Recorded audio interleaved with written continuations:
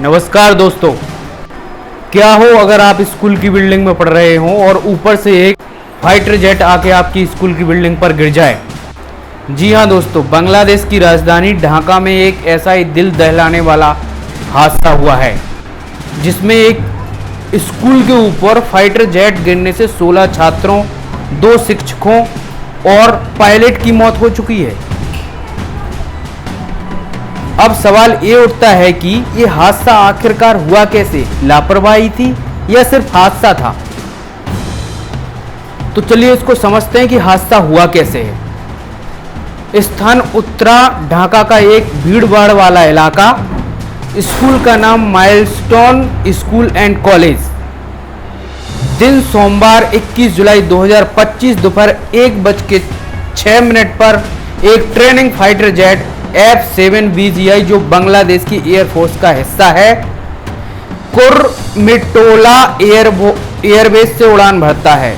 कुर्मिटोला airbase से उड़ान भरता है, लेकिन कुछ ही मिनटों में उसमें तकनीकी खराबी आ जाती है। पायलट आखिरी समय तक कोशिश करता है कि वह प्लेन की किसी खुले एरिया में लैंडिंग करा सके या उतार सके, पर अफसोस वो सीधा स्कूल की इमारत से टकरा जाता है।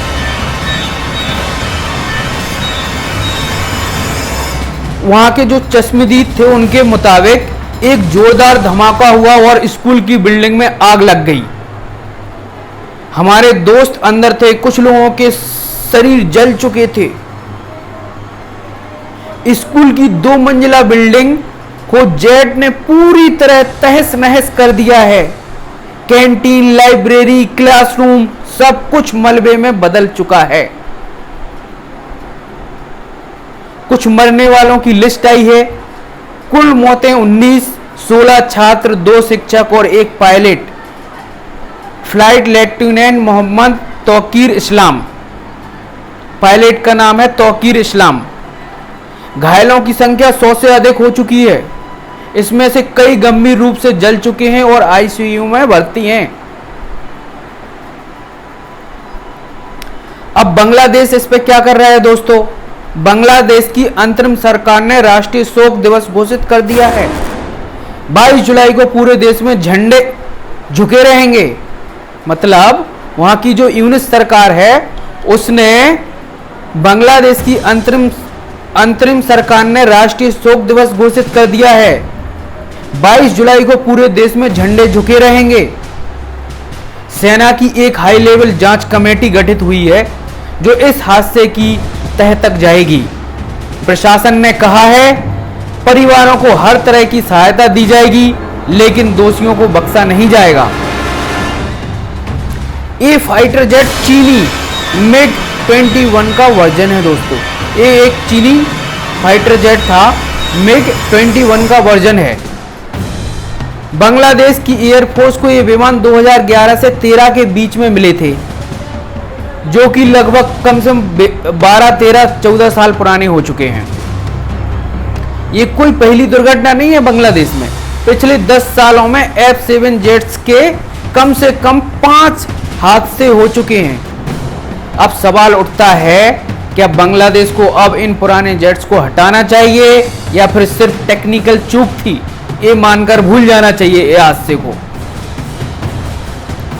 एक छात्र ने रोते हुए कहा, वो मेरे स्कूल था जहां मैं हर दिन पढ़ता था, अब वो राख हो गया।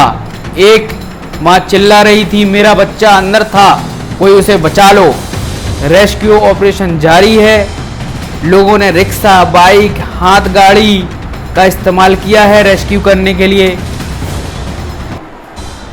अब जो सबसे बड़ा सवाल है दोस्तों, क्या इस तरह का हादसा टाला जा सकता था?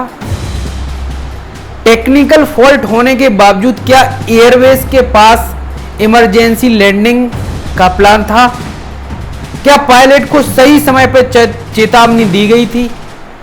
क्या ट्रेनिंग एयरक्राफ्ट को स्कूल एरिया से दूर उड़ाना चाहिए था?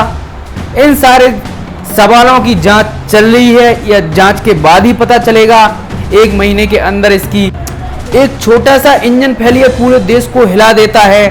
स्कूल जैसे सुरक्षित माने जाने वाले स्थान पर अब हादसे का शिकार हो रहे हैं। हमें जरूरत है सख्त एयर सेफ्टी गाइडलाइंस की, ताकि आने वाले दिनों में किसी और स्कूल का बच्चा इस तरह बिना वजह जान ना गंवाए।